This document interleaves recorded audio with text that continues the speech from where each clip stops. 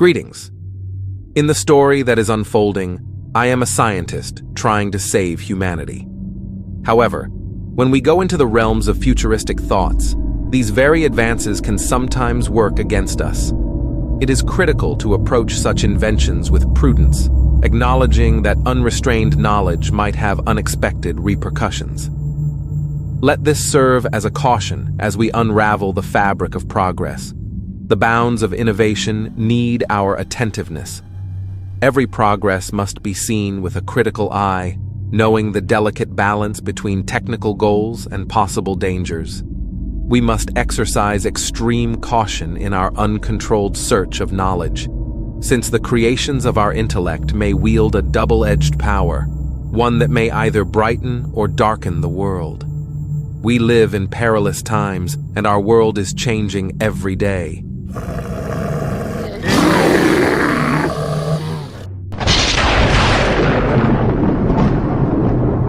A forbidden tapestry of science blossomed in the secret hallways of our Montauk laboratory, weaving the strands of flesh and electronics. As we set out into the unknown, I reflected on the words of 1 Corinthians, a verse that appeared to have forgotten our sins. "Not all flesh is the same," he replied, "but there is one kind for humans, another for animals, another for birds, and another for fish." However, it remained mute on the subject we ventured to enter: the integration of man and machine. I am Dr. Howard Benson, a name that echoes through the halls of science, the mastermind behind a terrifying project, a cyborg genetics hybridization program hidden in the shadows of Montauk, New York. Our prototypes for the cyborg Super Soldier program stood as a monument to the unholy union we formed between mankind and cold metal equipment. Specialist Cornelius Evans, a ghostly figure in robotic armor, bore the wounds of war's heinousness. He'd been broken, his limbs fractured, and his body shredded on the dunes of Afghanistan. But we reassembled him from the shards, a mix of man and machine, a living representation of our daring endeavors. Specialist Evans arrived, a ghost with sparkling optics and synthetic sinews, as dusk shrouded our hidden facility in an awful shroud. His once mortal physique now boasted superhuman strength, speed that blurred the difference between flesh and steel, and a mind strengthened with advanced logistics cold mathematics. We had ventured to play God, and in doing so, we had created a weapon beyond human comprehension.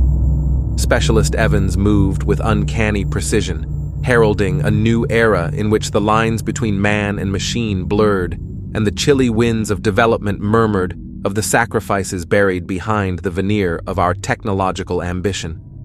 As the hum of machinery and the echo of my name echoed in the darkness, I couldn't shake the gnawing question: had we crossed a line that should have remained uncrossed, delving into a realm where the very fabric of humanity unraveled, leaving us with creatures forged from our own nightmares? A covert dance of secrets took shape as the complex strands of experimentation unfolded inside the boundaries of the Montauk facility. Unbeknownst to me, our Super Soldier cyborg hybridization program was but a whisper among more sinister endeavors. Dr. Michael Foster, a former comrade, arranged a frightening symphony of human and animal genetics in our secret world, crafting a wicked song woven from strands of spliced DNA.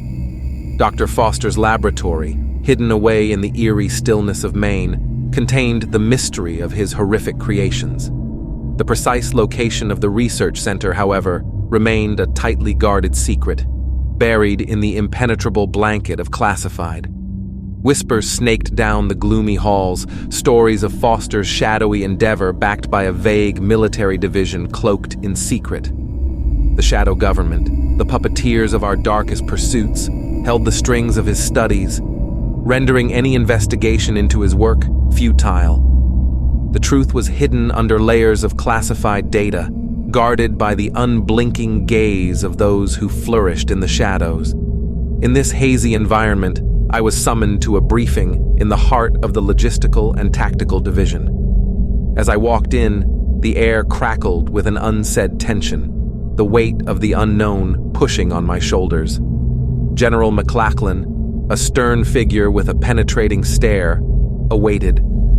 Dr. Benson, I'm General McLachlan. I've summoned you here because we're facing a critical situation at one of our research laboratories in Maine. The precise location within that region is classified, and we've encountered a communications blackout with your former colleague, Dr. Michael Foster, who serves as the lead scientist at the facility. At this juncture, we urgently require you and Super Soldier Evans to investigate the incident at the facility. All communication channels are down, and our only lead is the last transmission from Dr. Foster, for which we have a recording that I'll present to you shortly. As we wrestle with the enormity of the task at hand, the nature of the biomechanical engineered assault response, dubbed BEAR, looms large. I found myself wondering the idea of viewing this creature only as an opportunity to field test Super Soldier Cornelius Evans in actual combat conflict while pondering it. The stakes, on the other hand, were frighteningly high. What price would this decision exact? The mystery remains. What tremendous force could pull off a full escape from an institution scrupulously guarded and cloaked in secrecy?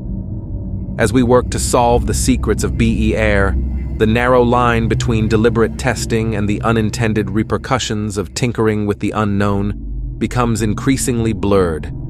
This biomechanical behemoth's riddle, slipping past the grip of our well-fortified research center, looms over our efforts like a shadow, urging us to consider the unforeseen and perhaps dangerous elements of our works. At that instant, I felt the clash of our creations, a collision of both human-made and primal horrors. Fear's cold fingers tightened their grasp, and as General McLachlan went on, the line between our lofty goals and the horrible realities we'd created blurred into an unclear, terrifying haze. Urgent distress to all parties. Our experiment, codenamed Bear, has broken free and is wreaking havoc within the laboratory. Our attempts to contain the imminent threat have failed miserably. We implore immediate assistance. Please help us before the situation spirals further out of control. His words held the weight of approaching catastrophe as he spoke. He stressed that the issue was significantly more serious than our covert studies. Foster's intriguing invention, a human-animal hybrid, cast a dark shadow over our hopes. General McLachlan's eyes glowed with uneasiness, which was unusual for a man who lived in the shadows. "The boundaries of science have been breached," he murmured, his voice low and gloomy. "The fusion of human and animal DNA has created something beyond our control, a force on the outskirts of our comprehension." The air in the room appeared to thicken with an unseen malevolence.